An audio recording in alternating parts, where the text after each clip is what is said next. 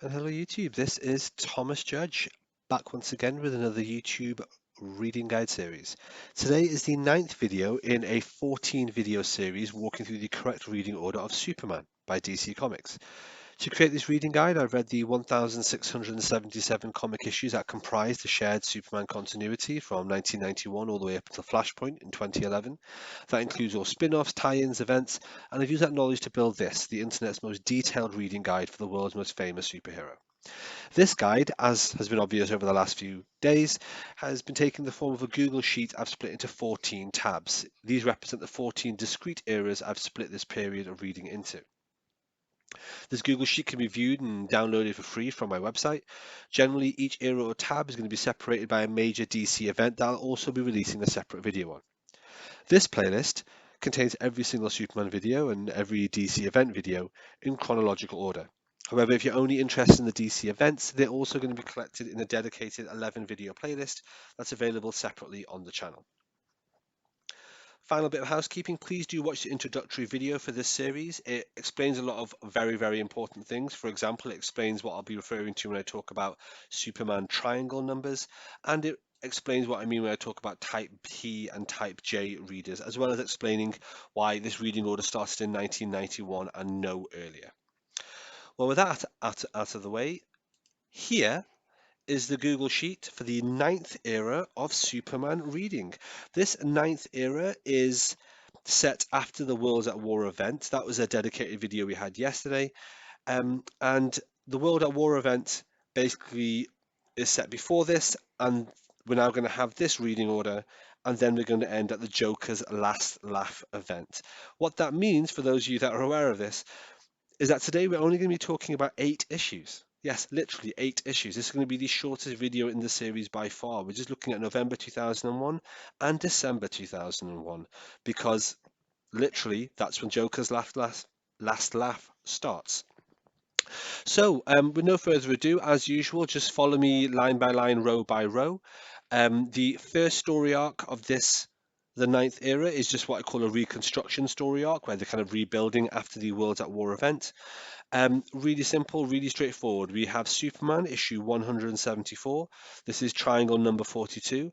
And if we look at the cover, which is here, we'll see that this is actually the debut of the red on black Morning Shield on the cover, which is kind of like, it's in keeping with a rather dark tone. Anyway, back to the reading guide here. The next issue should be Adventures of Superman 596. The only notable thing about this, it has a cameo from Weather Wizard and refers to what he's doing as part of an ongoing Flash arc in the Flash series. You don't have to read the Flash series to understand this, so don't worry about that. Then we have Man of Steel number 118. This is kind of the obligatory cosmic tribunal story. They quite often have these in DC after a big event. There's some kind of like bizarre angst-ridden cosmic tribunal where people kind of second guess their actions and kind of justify their morality and so on. These things happen. Anyway, Man of Steel 118 is an issue where Rip Hunter references events with Booster Gold that took place in Adventures of Superman 476, which is literally just before this entire reading guide started. So whilst that reference is made, it's not important. Then we have Action Comics issue 783. This is quite a famous issue. It's called The Choice. And it's just a really good, largely dialogue-free issue, but I really enjoy it, and it's really well regarded. I'd highly recommend it. Just checking in there, this is triangle number 45.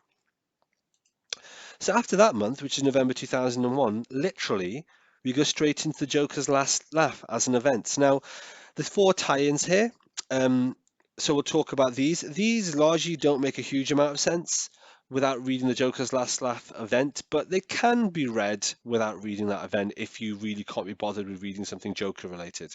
If you're a Superman fan, you might not be too interested in Joker and Bat related things, but I've never come across that because everyone I know appears to be obsessed with Batman, apart from me.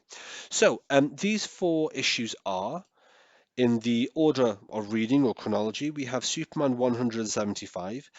This has got the battle with Doomsday Rex, which sounds ridiculous and sort of is. I guess they've done this simply because it is exactly 100 issues since the death of Superman.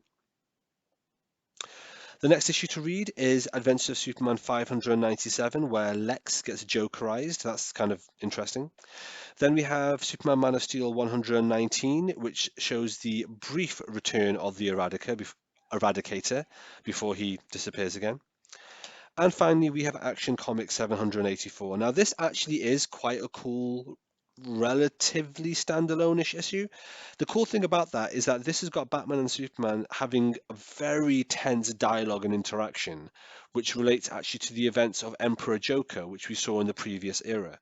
So, in and of itself, it's quite interesting, and especially if you're an Emperor Joker fan, this could constitute a little bit of a epilogue or an aftertaste to that event. Well, that's it. 8 issues. That's the 9th era. I know it seems a little bit random, but I'm slaves to the process. And being a slave to the process, we've just finished the World at War event, and we're about to go into the Joker's Last Laugh event. And for that, I'll be showing off the reading map for that next time.